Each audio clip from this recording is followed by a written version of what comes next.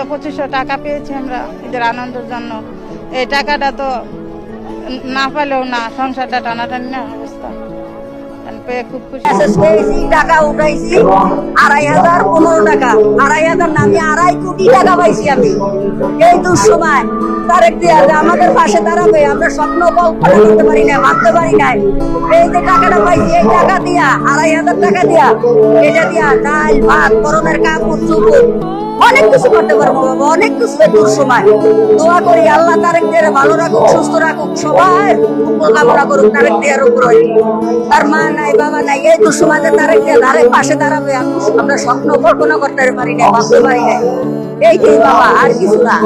ভুয়া যে এগুলো মিথ্যা হবে না, কিন্তু না, সবকিছুই সত্য বিধায় আমরা এখানে আসার সাথে সাথে আমাদের কাটে টাকা ঢুকছে। আমি এটা পাইছি, এতে আমি খুশি। তারেক যে যেটা অর্ডার দেয় ওটা করে, এটা তারেক যে কাজ করে আমরা পাইছি, অনেক আনন্দিত। আমি গরিব মানুষ, আমার আমার একটা কার্ড দিল না, বয়স্ক ভাতা, নারী বিধবা কিছুটা, আমি এটা পাইছি, এতে আমি খুশি।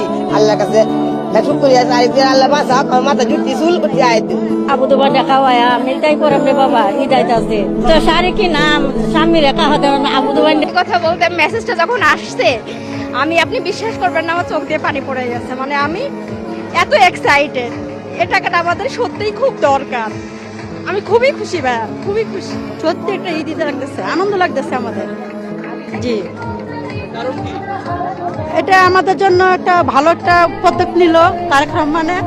তারপরে আমাদের ঈদটা সামনে করতে পারবো ভালো মতনে, সেটাই ছেলে মেয়ে নিয়ে।